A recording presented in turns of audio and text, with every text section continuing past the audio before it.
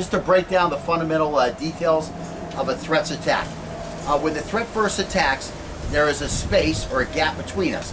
In general, when we want to attack, we fill gaps, and when we want to avoid attacks, we create gaps. That's in general, okay? We step to the side. Why? To create a gap away from that knife. Then we bring our hands up, our hands fill that gap, and then we can attack. So as the threat moves forward, he moves far enough to fill the gap so that he can then deploy the knife on us. However, as he moves in, as I was just saying, we move to the side so that he can't fill a gap in front of us. Why? Because we've moved. That gap is not the gap between us now. Now the gap is to the side. If we move well, there will be a gap to the threat's flank, and we can capitalize on filling this gap before the threat can change his plan.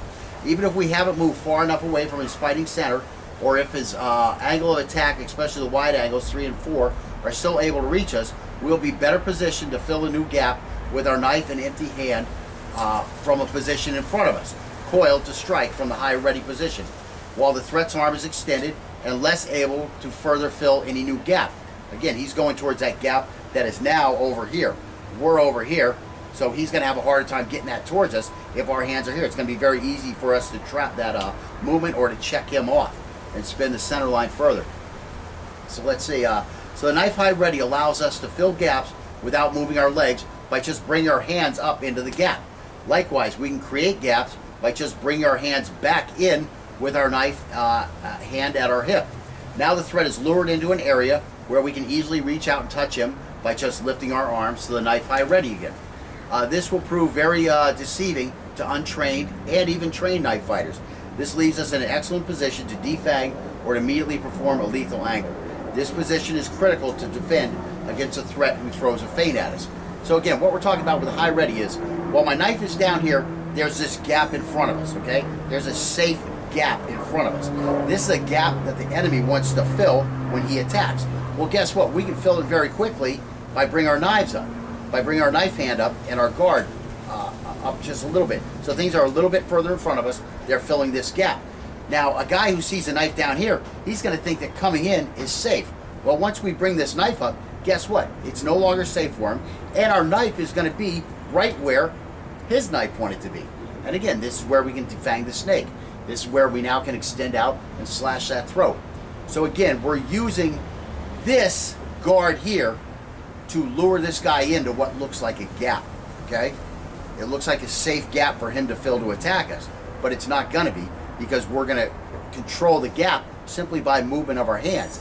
Again, we're moving away from this guy. We want a gap. How do you create a gap? Well, we can immediately just bring our hands in, and now we can move past this guy more easily because we don't have anything in the way, and now we can fill the gap with our actual body.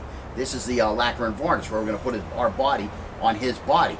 Well, how do we get that gap? Well, if you want to do that gap, just bring your hand down. Now there's the gap. Now you step in, you get your body right against his, which is going to make it harder for him to get that knife on you, or even empty hand. It's going to make him harder to hit you.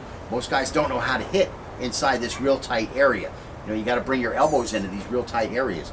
You got to be able to step off and recreate a gap with something like spinning the center line, so that you can do that safely, so that you're off his fighting center as you create your gap. So these are advanced concepts that most karate schools and most knife fighting schools don't talk about. But it's critical that you understand these in your mind, so that you know when your hand should go up and when your hand should go down. Okay? You can't always leave your hand here and throw every angle, bring it back here, and then bring your next angle out. It's just too slow. You have too much stuff going on. It has to happen too quickly. So you need both your hands up here in this gap to control this gap that's in front of you. Okay? And that's about it about controlling the gap. But you did notice when we started doing the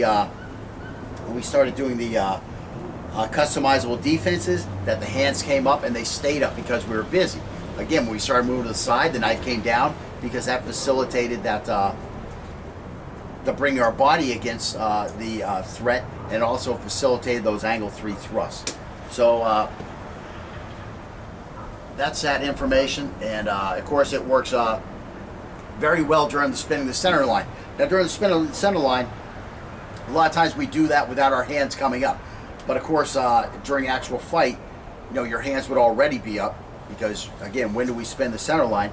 We spin the center line when we're in a situation where A, we want to create a big huge gap, because a guy's attacking us and we're not ready for him, or because we're in a scramble situation and we got to get the hell out of there because we don't know if we're in a safe spot or not. And again, in both those cases, it's best if you bring your hands up.